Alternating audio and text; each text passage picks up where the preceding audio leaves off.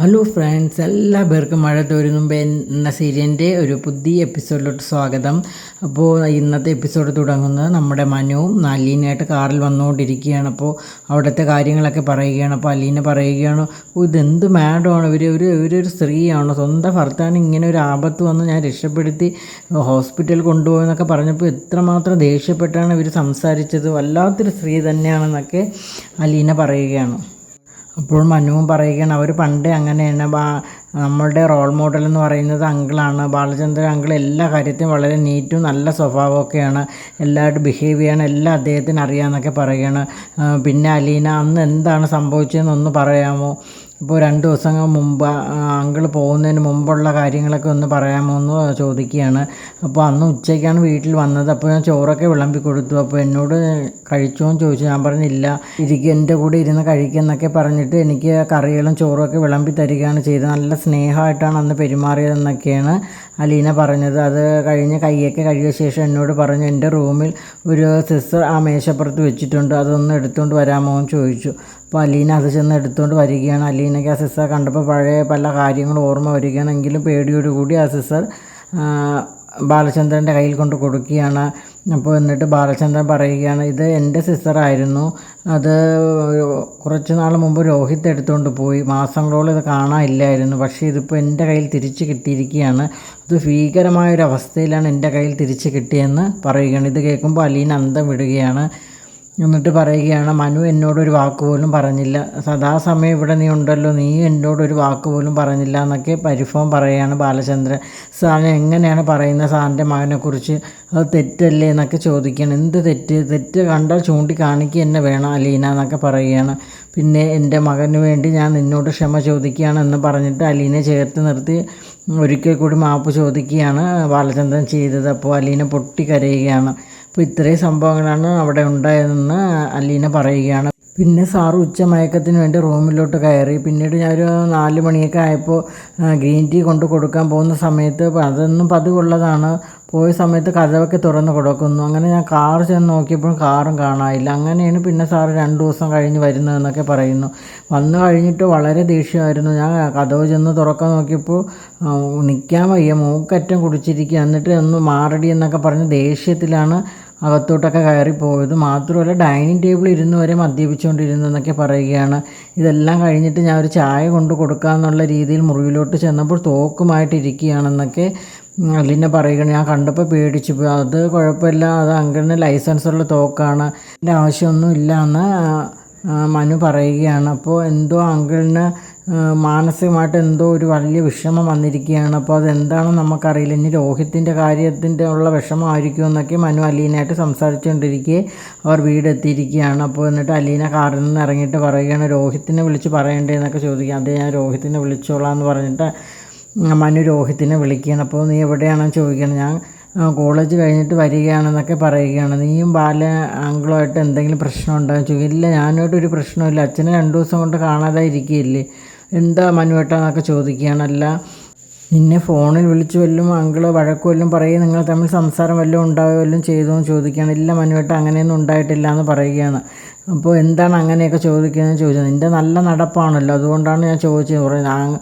മനുവേട്ടന് എപ്പോഴും എന്നെ കുറ്റപ്പെടുത്തിയാണല്ലോ സംസാരിക്കുന്നത്, അത് എനിക്ക് മനസ്സിലാവില്ല എന്നൊക്കെ രോഹിത് വളരെ ദേഷ്യത്തിൽ ചോദിക്കുകയാണ്. നീ കഞ്ചാവ് അടിക്കാറുണ്ടോ എന്നൊക്കെ ചോദിക്കുകയാണ്.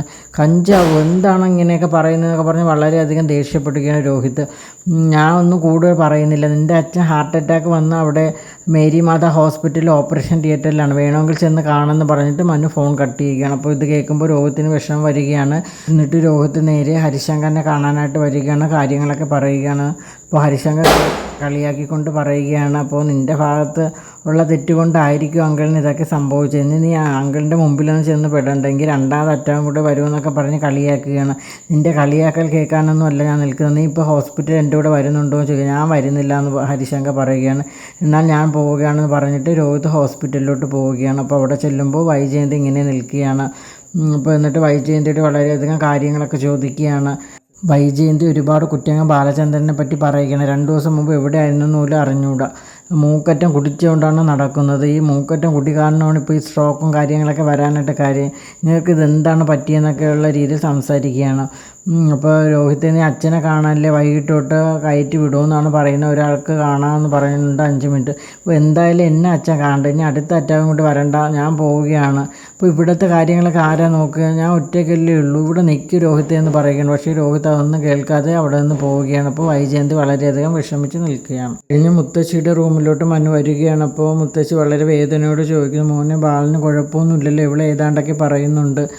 അപ്പോൾ കുഴപ്പമില്ലയെന്ന് പറയാൻ പറ്റില്ല മുത്തശ്ശി, അഥവാ അപകടനില തരണം ചെയ്തു എന്നാണ് ഡോക്ടർ പറയുന്നത്. ചെറിയൊരു അറ്റാക്കാണ് സംഭവിച്ചത് എന്നൊക്കെ പറയും. ഇവനിത് എന്ത് പറ്റിയെന്ന് അറിയില്ല, മൂക്കറ്റം കുടുക്കി ഇങ്ങനെയൊക്കെ ഒരു അവസ്ഥ വരുമെന്ന് ഞാൻ സ്വപ്നത്തിൽ പോലും കരുതിയില്ല. നല്ലൊരു മനുഷ്യനായിരുന്നു, എങ്ങനെ എന്ത് പറ്റിയെന്നൊന്നും അറിയില്ല എന്നൊക്കെ പറയുകയാണ്. അപ്പോൾ അലീന പറയുകയാണ്, മനുവേട്ട ഞാൻ നാളെ തന്നെ അങ്ങ് പോട്ടേന്ന് ചോദിക്കുകയാണ്. മുത്തശ്ശിയും പിള്ളേരെയൊക്കെ മനുവേട്ടൻ്റെ വീട്ടിൽ നിർത്താമല്ലോ, മാഡത്തിന് ഞാൻ ഇവിടെ നിൽക്കുന്നതെന്ന് ഇഷ്ടമില്ല, ഹോസ്പിറ്റലിൽ തന്നെ കിടന്ന് കണ്ടില്ല. അപ്പോൾ മുത്തശ്ശി ചോദിക്കുന്നത്, എന്താണ് ഹോസ്പിറ്റലിൽ അവൾ പ്രശ്നം ഉണ്ടാക്കിയത്?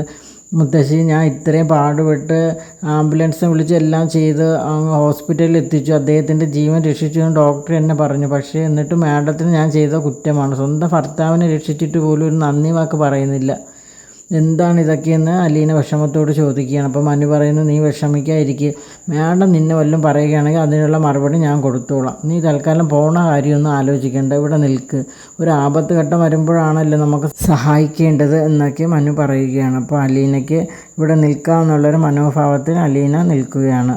അപ്പോൾ മുത്തശ്ശിയും പറയുകയാണ്, മോളെ നീ പോകണ്ട, അവൻ പറയുന്നതെന്ന് കേട്ട് മനസ്സിലാക്കും, ഇപ്പോൾ ഇങ്ങനൊരു സാഹചര്യമല്ലേ, നമുക്ക് എന്തായാലും ബാലചന്ദ്ര ഹോസ്പിറ്റലിൽ നിന്ന് വരാനായിട്ട് 2 ആഴ്ച എടുക്കും, ആ സമയം നമുക്ക് എന്തെങ്കിലും തീരുമാനിക്കാമെന്നൊക്കെ മുത്തശ്ശി പറഞ്ഞ് അലീനയെ സമാധാനിപ്പിക്കുകയാണ്. അതെല്ലാം കഴിഞ്ഞ് വൈജയന്തി പെട്ടെന്ന് എന്നെ ഗംഗാധരനെ വിളിച്ച് കാര്യങ്ങളൊക്കെ പറയുകയാണ്.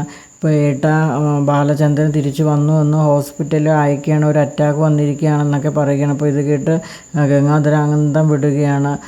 എന്താണ് നിങ്ങൾക്കിടയിൽ സംഭവിച്ചത്? നീയും ബാലചന്ദ്രനായിട്ട് നേരിൽ കണ്ടു എന്നൊക്കെ ചോദിക്കുകയാണ്. ഇല്ല, ഞാൻ രാവിലെ ബാങ്കിലോട്ട് ഇറങ്ങി, അതിന് ശേഷമാണ് ബാലചന്ദ്രൻ വന്നത്, അതുകൊണ്ട് തമ്മിൽ കാണാൻ പറ്റിയില്ല എന്നൊക്കെ വൈജയന്തി പറയുകയാണ്.